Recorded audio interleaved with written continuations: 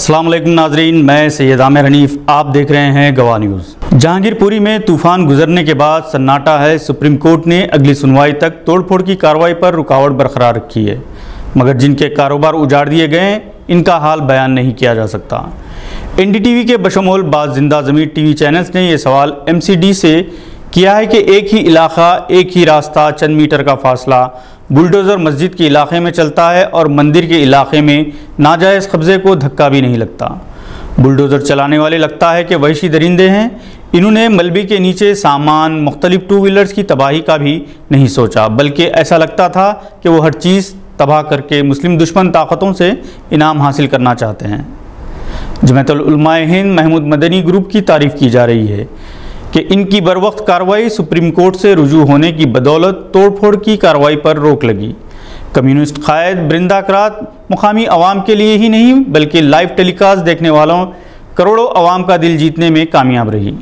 कल वो बुलडोज़र के आगे डटकर खड़ी हो गई थी।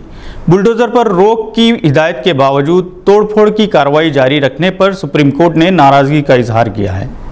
20 अप्रैल की शाम असदुद्दीन अवैसी जहांगीरपुरी के मुतासरा इलाकों का दौरा किया और बीजेपी केजरीवाल दोनों को इस तोड़फोड़ की कार्रवाई के लिए बराबर का जिम्मेदार करार दिया।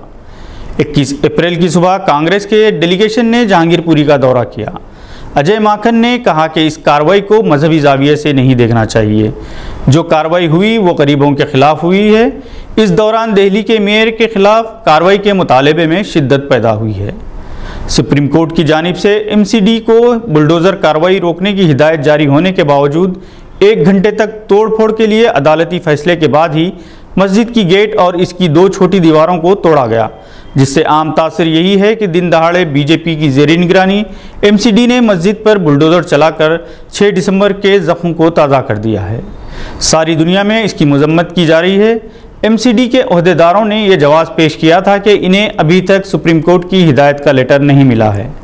एक ऐसे दौर में जब सोशल मीडिया, व्हाट्सएप और ट्विटर की बदौलत पल पल की खबर से सारी दुनिया वाकिफ़ हो रही है, MCD के ओहदेदारों ने अपने अमल से साबित किया कि वो अभी 200 साल पीछे हैं। जहांगीरपुरी बीजेपी हुकूमत बिलखुसूस नरेंद्र मोदी, अमित शाह के माथे पर एक बदनुमा दाग हैं और तारीख़ में हमेशा इन्हें अच्छे नाम से याद नहीं किया जाएगा।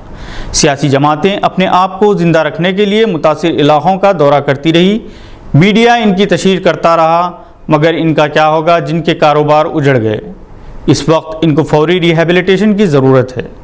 गरीब व्यापारी रमज़ानुल मुबारक में झुलसा देने वाली धूप में छोटा मोटा कारोबार करते हुए अपनी गुजर बसर करते हैं और इस माह मुबारक में फ़िरका परस्तों ने जाने कितने घरों के चूल्हे बुझा दिए। पाकिस्तान के साबिक़ वज़ीर-ए-आज़म इमरान खान को नज़रबंद किए जाने का अंदेशा है, क्योंकि इनके जलसे और रैलियों से पाकिस्तान में इनकलाबी कैफियत है और शहबाज शरीफ हुकूमत इस पर कंट्रोल करने में नाकाम है। 21 अप्रैल की रात लाहौर के इकबाल मीनार के पास इमरान खान ज़बरदस्त जलसे आम से खिताब करने वाले हैं और पूरे पाकिस्तान में इनके चाहने वाले सड़कों पर निकल आएंगे। इसे रोकने के लिए हुकूमत ने इमरान खान को मशवरा दिया कि वो बजाय खुद शख्सी तौर पर जलसे में शरीक होने के वीडियो के ज़रिए खिताब करेंगे। इस मशवरे को इमरान खान ने मुस्तरद कर दिया। इस दौरान पाकिस्तानी हुकूमत पर तनकीद की जा रही है कि काबीना में शामिल 24 वज़रा मुजरिमाना पस मंज़र के हामिल हैं। ये सब ज़मानत पर बाहर हैं।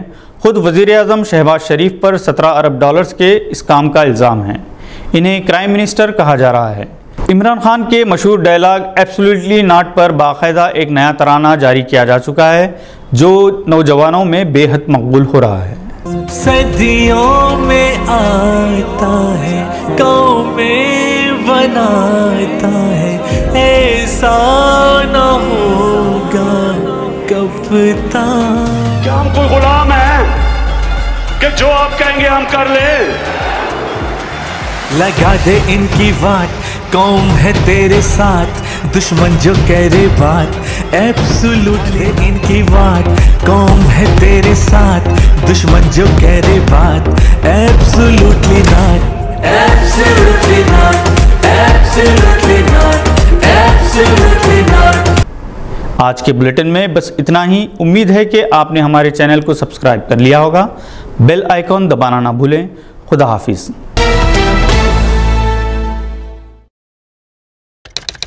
you